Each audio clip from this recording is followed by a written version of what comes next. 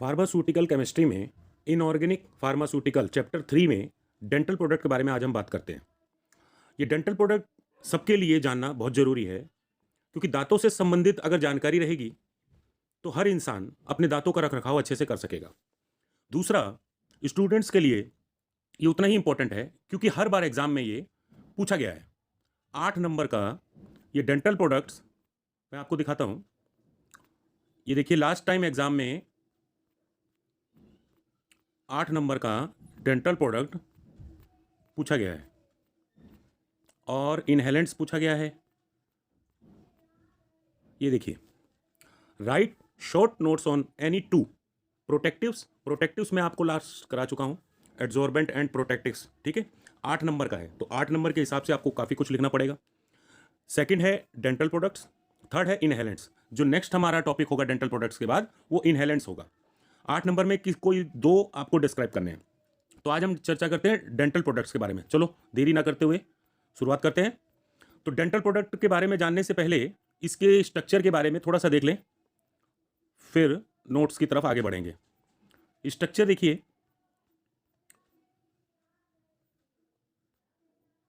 ये एक structure design है और ये रहा। इसमें सबसे ऊपर वाला पोर्शन जो है वो इनेमल है। ये इनेमल सबसे कमजोर होता है, नाजुक होता है, वाइट वाइट होता है। जब ये घिस जाता है तो इसके ऊपर हम लोग दांतों में क्राउन के रूप में, क्राउन कहते हैं ताज, तो क्राउन के रूप में हम उस पर फिर कैपिंग करवाते हैं। इसके नीचे होता है डेंटाइन। एनेमल जब घिस जाता है, डेंटाइन उससे सॉलिड होता है। एनेमल सिर्फ कैप होता है। जिस प्रकार आप मान लीजिए किसी लोहे के ऊपर पॉलिथीन चढ़ा दो, तो पॉलिथीन तो नाजुक है, लेकिन नीचे बेस लोहा है, इसलिए पॉलिथीन ऊपर सह रहा है। तो डेंटाइन के ऊपर एनेमल लगा होता है। जब हम चबाते हैं कोई चीज़, खाना खाते हैं, तो हमारी वो मदद करता है और वाइटनेस यही एनेमल बरकरार रखता है। इसके नीचे जैसे कहते हैं ना, दांतों में वहाँ पर सीमेंट भरी जाती है, थोड़ा भराव किया जाता है, खालीपन आ गया। क्यों? क्योंकि उसके नीचे जो होता है वो सीमेंट्रम होता है, और जब सीमेंट्रम घिस जाता है तो नीचे नसें और मसूड़े आ जाते हैं, जिसे पल्प कहते हैं। और नसूड़े मसूड़ों पे जब खाना टच होता है, कोई नोकीली चीज़ टच होती है, तो हमें दुखता है, पेन होता है। ये 4 स्टेप हो गए। तो ये यहाँ लेफ्ट साइड में ये देखिए, ये क्राउन है और ये नीचे वाला टोटल पोर्शन रूट कहलाता है। ठीक है, अब आ जाओ इसके बारे में थोड़ा सा इंट्रोडक्शन देते हैं। The products which are use to maintain dental health and hygiene, यानी दांतों का रखरखाव और दांतों की सुरक्षा जो प्रोडक्ट हमें प्रदान करे, वही डेंटल प्रोडक्ट है। ठीक है, सिंपल है, बहुत आसान है, बहुत इजी है। अब बात करते हैं inorganic compound. Inorganic compound which are used as a dental product can be Inorganic compound which are used as a dental product can be categorized in following are। जो इनऑर्गेनिक कंपाउंड यानी कुछ ऐसे compound हैं जो हम dental products के लिए use करते हैं as a agent, like cleaning agent, जो भाई सफाई कर दे तो उसको क्लीनिंग एजेंट कहा। डेंटिफ्राइजिस यानी दंत मंजन, भाई पेस्ट के फॉर्म में या फिर उसको पाउडर के फॉर्म में बनाया तो दंत मंजन हो गया। ठीक है, तो डेंटिफ्राइसिस हो गया। एंटी कैरिस एजेंट, एंटी कैरिस क्या हुआ? कैरिस वर्ड यूज हुआ है केयर से, सुरक्षा प्रदान करना। केयर किसे कहते हैं? सुरक्षा। तो एंटी कैरिस क्या हो गया? कि दंत रक्षण एजेंट। ठीक है, डिसेंसिटाइजिंग एजेंट, सेंसिटाइजिंग क्या हो गया? सेंसिटिव लगता है ना, हमारे दांतों में हमने आइसक्रीम खाया, वो बहुत ज्यादा ठंडा लगता है, बहुत ठंडा गर्म लगता है, उसे सेंसिटिव कहते हैं। तो जो उस सेंसिटिव को रोकेगा, उसको दूर करेगा, वो डिसेंसिटाइजिंग एजेंट हो जाएगा। देखिए आगे क्या है, सीमेंट्स एंड फिलर। भाई जब आप मान लीजिए वो चीज़ घिस गई है, सीमेंट घिस गया है और सीधा सीधा मसूड़ों में और नसों में कोई खाना, बारीक चीज़ें, पार्टिकल चुभ रही हैं, दर्द पेन कर रहा है, तो वहाँ पे सीमेंट भरा जाता है। तो फिलर भरना हो गया और जो प्रोडक्ट डाला वो सीमेंट्स हो गया। Oral antiseptic and एस्ट्री agent. Antiseptic आप पढ़ चुके हो, एस्ट्री एजेंट आप जान रहे हो। तो जब ओरल रूप में मुख के द्वारा जो हम एंटीसेप्टिक ग्रहण करते हैं या एस्ट्री एजेंट यूज़ करते हैं, वो ये हो गया। तीसरा क्या हुआ? भाई कालापन आ गया। बहुत से लोग शादी विवाह में जाने से पहले अपने दांतों को व्हाइट कराते हैं, बहुत कुछ कराते हैं, तो पॉलिशिंग हो गया। ठीक है, एब्रेसिव एजेंट जिसे हम कहते हैं, पॉलिशिंग या एब्रेसिव एजेंट। अब बात करते हैं फर्स्ट क्लीनिंग एजेंट के बारे में। तो क्लीनिंग एजेंट क्या हो गया? भाई जो एजेंट क्लीन कर दे, हमारे दांतों में फंसे हुए दाग धब्बे और जो पार्टिकल्स हैं उसको निकाल दे। तो an agent which have satisfactory abrasive property, abrasive खुदरापन को कहते हैं। ठीक है, एब्रेसिव प्रॉपर्टी क्या होता है? खुदरापन। To remove stain from teeth, भाई खुरदरापन नहीं होगा दांतों में, हल्का हल्का जो पाउडर हम लेंगे उसके अंदर हल्का खुरदरापन होगा, तभी तो हमारे दांतों के ऊपर से हल्का सा रगड़ मार के और वो दाग हटाएगा, पीलापन हटाएगा, कोई चीज जमी हुई है परत तो उसको साफ करेगा। ठीक है, क्लीनिंग एजेंट हो गया। Example, the cleaning agent used in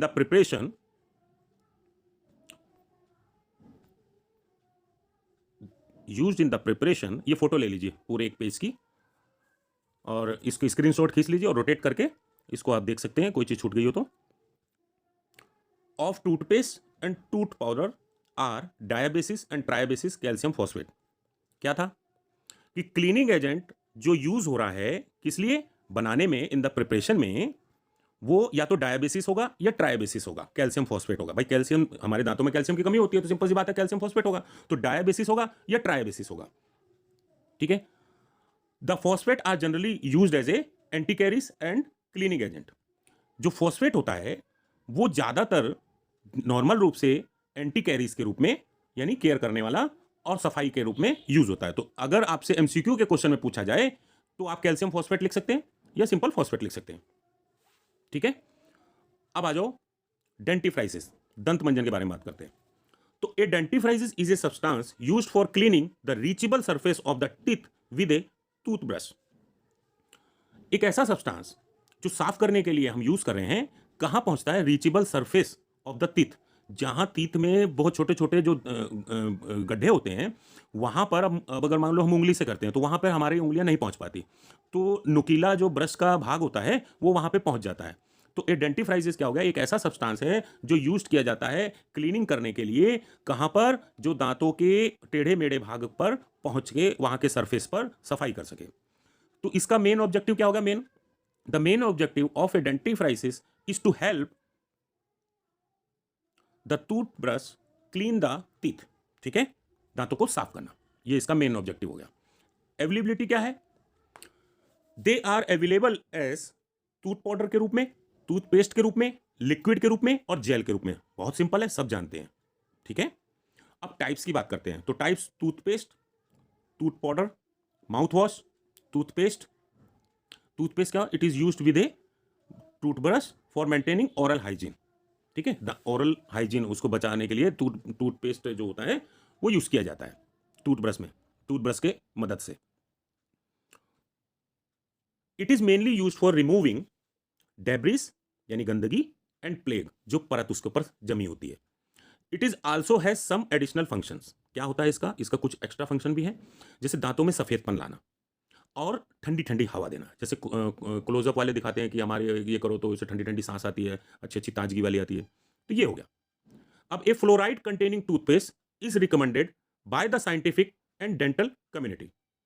ठीक है, एक फ्लोराइड यूज होगा टूथपेस्ट में, रिकमेंड किया जाता है वैज्ञानिकों के द्वारा या डेंटल कम्युनिटी में, डेंटल समुदाय में, कि एक फ्लोराइड को रिकमेंड करते हैं कि वही बेटर है। ये इसकी फोटो ले लीजिए। अब बात करते हैं टूथ पाउडर की। It is a substitute of toothpaste and is available in both fluoride and non fluoride form. Tooth powder ये सब्स्टिट्यूट होता है टूथपेस्ट, अवेलेबल होता है फ्लोराइड और नॉन फ्लोराइड फॉर्म में। ठीक है, माउथ वॉश की बात करते हैं। Mouth wash kill bacteria forming plaque and bad breath. गंदी गंदी सांस आती है ना, बुरी बुरी सांस आती है, तो उसको और क्या करता है, उस सांस को खत्म करता है और गंदी सांस को, और ठंडी अच्छी सांस आने लग जाती है, और bacteria. It also removes mucus and food particle in the throat. ठीक है, म्यूकस को हटाएगा, म्यूकस यानी विस्कस सॉल्यूशन ना, गले में गड़गड़ाहट हो गई हल्का, वो क्या कहते हैं, बलगम टाइप। ठीक है, एंड फूड पार्टिकल जो हमारे गले वाले में फंसा हो उसको निकालने का भी काम करता है। गरारा करते हैं ना, तो गरारा करके गड़ करके थूक देता है। समझ गए। अब देखो, 3 types of mouth washes. 3 type of mouth washes. पहला क्या है, प्लेग इनहिबिटिंग, यानी किसी सतह को, परत को जमने से रोकने वाला। अब थोड़ी सी इसकी डेफिनेशन लिखते हैं, तो use for preventing dental plaque and disease. Anti gingivitis, भाई जिंजिविटीज का क्या मतलब हुआ, use for preventing gum disease, यानी मसूड़ों में जो बीमारियां पैदा होती है उसको रोकता है, तो एंटी जिंजिविटीज होता है। फ्लोराइड यूज फॉर मजबूती प्रदान करता है, स्ट्रेंथ प्रदान करता है। ठीक है, तो स्ट्रेंथनिंग। ठीक है, इनेमल प्रिवेंटिंग कैविटीज और रिपेयरिंग द एग्जिस्टिंग वंस, कुछ हद तक ठीक करना और कैविटीज़ को बचाए रखना। भाई जो एनिमल होता है, ऊपर वाली जो सतह होती है वो घिस जाती है और फिर हमें ठंडा गर्म और वो सेंसिटिव हमारे दांत हो जाते हैं, तो उसको बचाने में और दांतों में मजबूती प्रदान करने में और कुछ हद तक ठीक करने में ये फ्लोराइड का रोल होता है, इसलिए फ्लोराइड साइंटिस्ट रिकमेंड करते हैं। अब एग्जांपल लेते हैं डेंटिफ्राइजिस की। कैल्शियम कार्बोनेट और कैल्शियम फॉस्फेट, हमारे सिलेबस में कैल्शियम कार्बोनेट को दिया गया है, तो हम कैल्शियम कार्बोनेट के बारे में बात करेंगे। ये फोटो ले सकते हैं आप लोग। कैल्शियम कार्बोनेट फार्मूला होता है CaCO3, मोलिकुलर वेट होता है 100 ग्राम पर मोल। सिंपल सी बात है कि 0.1 ऊपर या 0.1 नीचे इसी टाइप का लिया जाता है कि मोस्टली हमारा पर्पस वो है। कैटेगरी क्या हुआ? Dental product. भाई इसकी कैटेगरी क्या है? डेंटल प्रोडक्ट के रूप में क्लीनिंग एंड पॉलिशिंग एजेंट के रूप में काम करता है। एंटी एसिड होता है, फार्मास्यूटिकल एड और एक्सीपिएंट के रूप में भी यूज होता है। स्टैंडर्ड क्या है? भाई जो भी हम उसको बनाने में हम यूज़ करते हैं, तो कैल्शियम कार्बोनेट हमें स्टैंडर्ड हम फार्माकोपिया के आधार पर कितना ले रहे हैं, तो वो चीज़ मात्रा तय करती है। तो calcium carbonate contains not less than 98%, यानी 100 है तो 100 से 2 पॉइंट नीचे और थोड़ा सा ऊपर, इसके बीचों बीच ही होना चाहिए, ताकि हमारा मेन पर्पस एक सॉल्यूशन जो हो उसमें जितना कैल्शियम कार्बोनेट चाहिए उतना हमें मिले। तो क्या हुआ? नॉट लेस देन 98% और नॉट मोर देन 100.5, यानी थोड़ा सा ऊपर ना हो जाए। ज़्यादा होने पर कुछ ज़्यादा ही नुकसान भी कर सकता है। मान लो किसी चीज़ को रगड़ रहे हो और बहुत तेजी से रगड़ दो तो खाल उतर जाती है ना, जिस तरह से, तो उसी तरीके से हर चीज़ का एक लिमिट है, calculated on dry basis. Preparation की बात करें तो calcium carbonate is obtained by mixing the boiling solution of calcium chloride and sodium carbonate. Calcium chloride और सोडियम कार्बोनेट को आपस में मिला के और बॉयल करके कैल्शियम कार्बोनेट को प्राप्त किया जाता है। रिएक्शन के रूप में लिखना चाहो तो CaCl2 प्लस Na2CO3। ठीक है, क्या हुआ? Ca ने ठीक उसी तरीके से CO3 के साथ चिपक गया, COCO3 बना दिया, कैल्शियम कार्बोनेट बना दिया, और जो बच गया वो सोडियम क्लोराइड। अब फिजिकल प्रॉपर्टी की बात करें, it is a fine white powder होता है, ठीक है, and is soluble in dilute acids, practically insoluble in water होता है। ठीक है, केमिकल प्रॉपर्टीज की बात करें, इट डिकम्पोजेज ऑन हीटिंग, जब हीट कर दोगे तो ये डिकम्पोज हो जाएगा, तो रिवर्सिबल रिएक्शन होता है इसका। तो कैल्शियम कार्बोनेट को जब हमने हीट किया तो क्या हुआ? CO अलग हो गया और CO2 अलग हो गया। CO2 कार्बन डाइऑक्साइड गैस के रूप में उड़ जाता है, अलग हो जाता है, और जब हम इसका एसिड के साथ करते हैं तो ये क्या करता है? कार्बन डाइऑक्साइड इवॉल्व कर देता है। देखिए, with acid it evolves CO2। अब CaCO3 कैल्शियम कार्बोनेट को हमने हाइड्रोक्लोरिक एसिड के साथ जब रिएक्शन कराया, एसिड के साथ, ठीक है ना, विद एसिड था ना, तो हाइड्रोक्लोरिक क्यों कराया? क्योंकि हमारे स्टोमक में क्या कौन सा एसिड प्रेजेंट होता है? हाइड्रोक्लोरिक। तो जब हम कोई चीज़ हम लेंगे तो वो उससे रिएक्शन करेगा, इसलिए हमें केमिकल प्रॉपर्टी बतानी पड़ेगी, क्योंकि इंसर्ट हो रहा है हमारे मुंह में। भाई हम कितना भी कर रहे हैं, हल्का फुल्का हमारे अंदर भी जाता चला जाता है शरीर के अंदर। बच्चे जो छोटे बच्चे होते हैं वो पी जाते हैं ज़्यादातर, तो उनके लिए और हल्का बनाया जाता है, उसमें और मात्रा कम रखी जाती है, तो इसीलिए बच्चों का, बेबी का वो अलग आता है, थोड़ा सा रखते हैं। तो कैल्शियम कार्बोनेट हाइड्रोक्लोरिक एसिड के साथ ऑटोमेटिक रिएक्शन करेगा जब हमारी बॉडी में है, तो क्या होगा? कैल्शियम क्लोराइड, वैसे सिंपल बात है, Ca इसके बाद वाले इससे चिपक जाएगा, तो CaCl2 निकाल लेगा, और जो बच गया वो H2CO3। फिर क्या हुआ? H2CO3 ने वाटर और कार्बन डाइऑक्साइड के रूप में अलग हो जाएगा।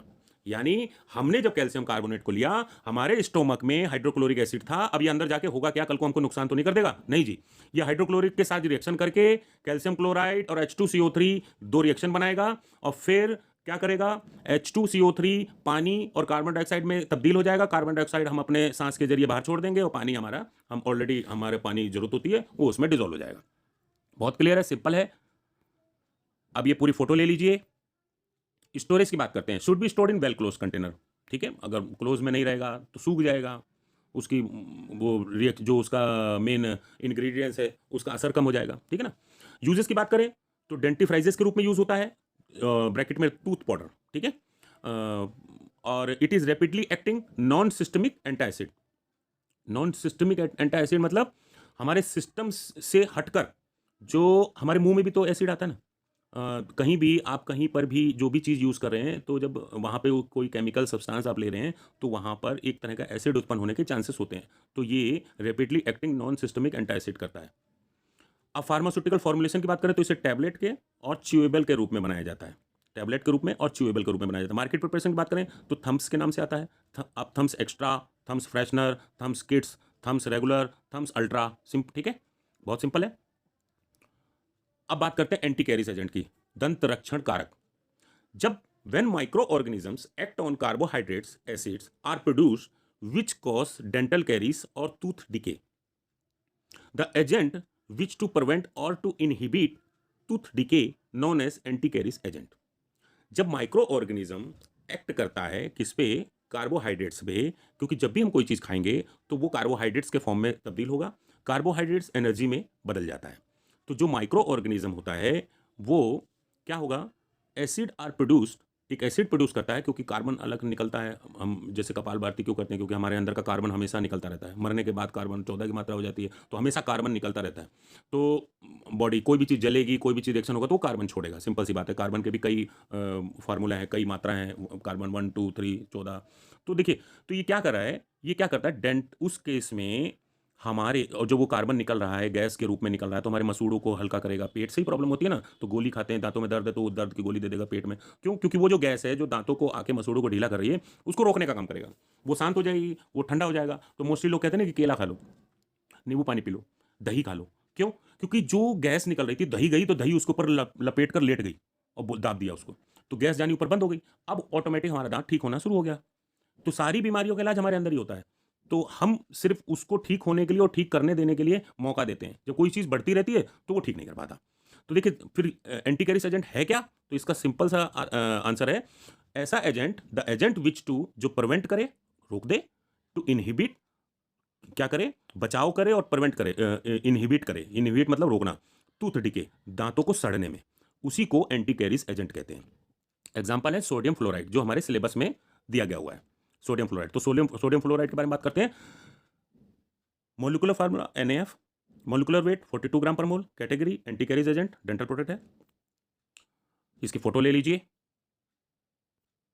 स्टैंडर्ड क्या हो गया, वही 98.5 और 100.5, ठीक है।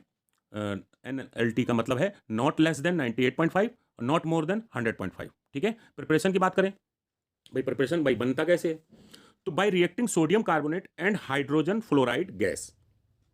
जब हम सोडियम कार्बोनेट को हाइड्रोजन फ्लोराइड गैस के साथ रिएक्ट कराएंगे तो क्या होगा, फिर उसी तरीके से सोडियम यहां के F के साथ चिपक जाएगा, तो ये NaF हो गया। अब जो बच गया H2O और CO2 अलग आ गया। सिंपल है, कोई मुश्किल काम नहीं है इसे याद करना या इसको लिखना।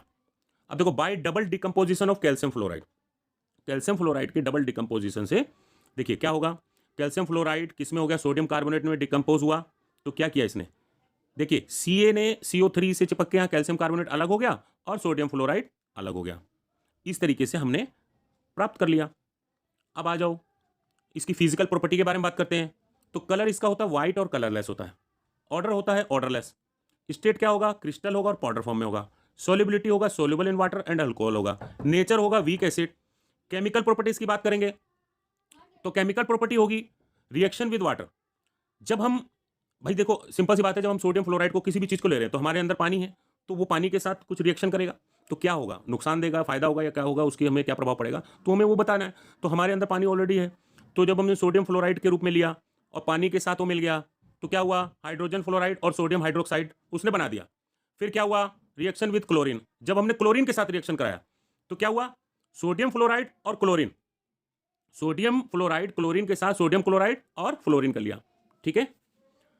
अब इसकी पूरी फोटो ले लीजिए, बहुत ही सिंपल है, बहुत आसान है, बोल बोल के लिखोगे समझ में आ जाएगा, कुछ भी मुश्किल नहीं है। एक ही चीज़, कैल्शियम कार्बोनेट का मेन था हमारा, वो हमने लिया है, और सोडियम फ्लोराइड था तो वो हमने लिया है, ठीक है ना, सोडियम फ्लोराइड था ना। अब आ जाओ इसके बाद स्टोरेज की बात करो तो kept in well close container. Uses की बात करो, use to care, to prevent और टू इनहिबिट टूथ डिके, ठीक है। इट मेक्स, भाई ये बता चुका, it makes the teeth enamel resistant. Enamel जो ऊपर का सतह होती है उसमें एक रेजिस्टेंट का काम करता है। किसकी रेजिस्टेंट में, टू एसिड या reduce production of microbial acid. Microbial acid की जो प्रोडक्शन होती है उसको रिड्यूस करने में, या किसी भी तरह के एसिड को के रूप में एक अवरोधक का काम करता है, रेजिस्टेंट ऑफ पावर बना दिया, right. Used for fluorinating drinking water, और पीने लायक पानी भी, अगर गंदा जल है कोई कुछ है तो इसके जरिए इसको मिलाकर हम उसको फ्लोरिनेटेड ड्रिंकिंग वाटर बना देते हैं, तो उस रूप में यूज होता है। और it is also used as an insecticide and other pesticide formulation. Insecticide के रूप में भी इसको यूज किया जाता है और पेस्टिसाइड के रूप में भी यूज किया जाता है, खाने पीने के प्रोडक्ट में, कृषि वगैरह में, इन सब चीज़ों में ये यूज होता है। अब इसकी फॉर्मुलेशन की बात करें तो डेंटल क्रीम है, डेंटल जेल, डेंटल है तो डेंटल नाम लगेगा ही, तो क्रीम के रूप में हो गया, जेल के रूप में हो गया, पेस्ट के रूप में हो गया, लिक्विड के रूप में हो गया, बेस के रूप में हो गया, सॉल्यूशन के रूप में हो गया, ड्रॉप के रूप में हो गया है। और लोजेंजेस, ये क्या होगा, लोजेंजेस हो गया चूसने वाली टॉफी या टैबलेट। अब मार्केट प्रिपरेशन की बात करें तो प्रेविडेंट के नाम से आएगा, Prevident, Prevident, Prevident 5000, Phos Flur rinse, Phos Flur gel, दो चार नाम अपनी तरफ से लिख सकते हो, ये तो जबकि लिखा हुआ है तब पुराने लिखे होंगे, अब तक तो पता नहीं कितने ब्रांड बन गए होंगे। अब इसकी फोटो ले लीजिए। डेंचर क्लीनर की बात करते हैं तो डेंचर क्लीनर मोस्टली क्या होता है, नकली दांतों की सफाई करने वाला डेंचर क्लीनर होता है। तो a denture cleaner is use to clean dentures and they are out of the mouth, when they are out of the mouth, जब दांत मुंह से निकाल लिया, नकली दांत होते हैं जिनके दांत चले गए तो वो पूरा का पूरा वो पहन लेते हैं ना उसका सेट, तो उसको बाहर निकाल के साफ करने के लिए जो यूज होता है वो डेंचर क्लीनर है। प्रॉपर्टीज हो गया नॉन टॉक्सिक, भाई जहरीला ना हो, इजी टू रिमूव, आसानी से निकल जाए, बैक्टीरिया साइडल हो, है भाई बैक्टीरिया को मारने वाला हो, और फंगीसाइडल हो, उसके अंदर फंग पना वो फफूंदी सी होती है ना वो ना हो, उसको मारने वाला हो, लॉन्ग सेल लाइफ, इसकी लाइफ अच्छी हो, और सस्ता हो, चीप हो। क्या, सफाई कारक की बात करें, ना कि दांतों के सेट की बात करें, डेंचर क्लीनर जो उसको साफ करने वाला है, ये इसकी प्रॉपर्टीज है। स्टोरेज की बात करते हैं तो most type of dentures need to stay moist to keep their shape, हल्का सा नमी में रखा जाता है ताकि इसकी शेप बनी रहे, क्योंकि हल्का गर्मी लग जाएगी तो टेढ़ा मेढ़ा भी हो सकता है, तो देयरफॉर नरम होता है, उस हिसाब से बनाया जाता है। Therefore this should be placed in water, इसको क्या किया जाता है, पानी के अंदर रखा जाता है, और माइल्ड सोकिंग सॉल्यूशन ओवरनाइट, या फिर पूरी रात हल्का सा भिगो के रखा जाता है। तो it should be stored in hygiene place, एक साफ सुथरी जगह पर इसको रखा जाता है।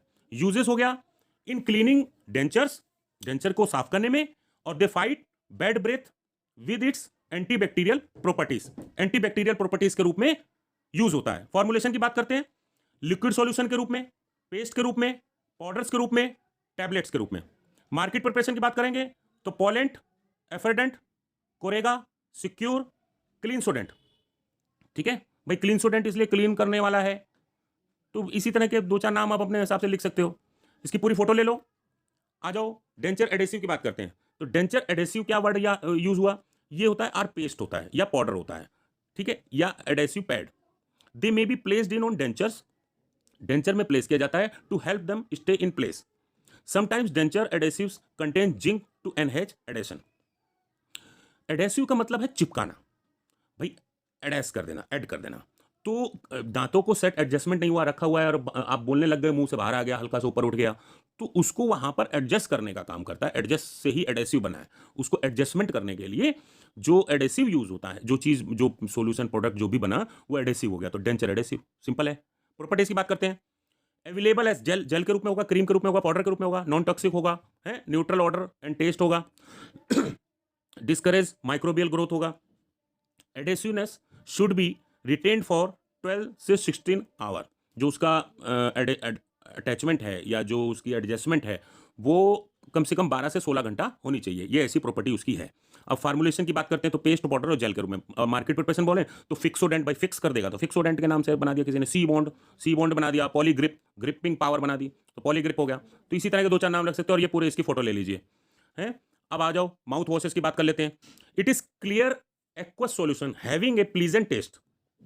एक एक्वस माउथ वॉशेस क्या होता है, एक एक्वस सॉल्यूशन होता है, हल्का सा गाढ़ापन और पानी होता है, पानी में हल्का सा कुछ मिला हुआ, तो एक्वस सॉल्यूशन के रूप में हो गया। हैविंग ए प्लीजेंट टेस्ट, और एक अच्छा सा टेस्ट होता है। That is use to clean, ये साफ करने के लिए। एंड डिओडोराइज, मतलब डिओड्रेंट होता है ना, डिओड्रेंट क्या होता है, बदबू हटाने के लिए डिओड्रेंट लगाते हैं, तो ऐसे डिओड्राइज, गंधहीन। ठीक है, तो द माउथ और बक्कल कैविटी, बक्कल हो गया ना मुंह का जबड़ा, उसकी कैविटी को। ठीक है, अब प्रिपरेशन की बात करते हैं तो प्रिपरेशन कैसे होगा। Dissolve the benzoic acid in chloroform, benzoic acid को क्लोरोफॉर्म में डिसॉल्व कर दो। अब ऐड ग्लिसरीन एंड मिक्स, भाई ग्लिसरीन आप लोगों ने बड़ा कॉमन सुना होगा, फिर उसमें ग्लिसरीन मिला दो। ठीक है, फिर क्या किया, dissolve the cinnamon and peppermint and phenol in alcohol. ठीक है, हल्का सा एल्कोहल यूज होता है माउथ वॉशेस वगैरह में, क्योंकि एल्कोहल बैक्टीरिया भी मार देता है और जिसके अंदर हल्का नशा होता है, राइट। फिर क्या करेंगे, and mix two solution together, दोनों सॉल्यूशन को इकट्ठा मिला दिया जाएगा। मिक्स फॉर 2 आवर, 2 घंटे के लिए, 2 घंटे मिक्स फॉर 2 आवर, 2 घंटे के लिए मिला दिया जाएगा, फिर ठंडा कर दिया जाएगा, चिल, और फिर फिल्टर कर लिया जाएगा। ये इसकी प्रिपरेशन हो गई। प्रॉपर्टीज़ की बात करें, ये नॉन टॉक्सिक होना चाहिए, कम कॉस्ट का होना चाहिए और irritate oral cavity, should not irritate oral cavity, जो हमारी मुख की कैविटी है उसमें कोई इरिटेशन पैदा ना करे। एक्शन शुड बी क्विक, इसका काम जो है, एक्शन है, काम करने का तरीका है, वो बहुत फास्ट होना चाहिए। स्टोरेज वेल क्लोज कंटेनर, ये आप इसकी फोटो ले लीजिए। आगे आ जाओ, यूजेस की बात करें तो क्या एंटीसेप्टिक के रूप में हुआ, सिंपल सी बात है, जो भी ये सब एंटीसेप्टिक, एंटीबैक्टीरियल, ठीक है, एस्ट्रीजेंट के रूप में, कूलिंग के रूप में, ठंडक प्रदान करेगा, रिफ्रेश प्रदान करेगा, बढ़िया बढ़िया ठंडी सांस, ताजगी वाली सांस, रिफ्रेशिंग एजेंट एक्शन। और फॉर्मुलेशन की बात करो तो ओरल सॉल्यूशन के रूप में। मार्केट की बात करो तो लिस्टरीन, लिस्टरीन के नाम से देखा ना, बॉटल आती है, लोग गुड़ गुड़ गुड़ करते हैं और हो गया भाई माउथ वॉश। और तो क्लोजअप के रूप में आता है, कोलगेट के रूप में आता है, जो भी पॉपुलर ब्रांड है, बाकी तो हज़ारों हैं, जो आपको याद हो वो लिख लो। ये देखिए, इसके साथ अब हम मिलेंगे नेक्स्ट, जो कि इंपॉर्टेंट है, इनहेलेंट्स, ये जो एग्जाम में आया 8 नंबर का, तो इनहेलेंट्स का देखेंगे, उसके साथ हमारा ये थर्ड चैप्टर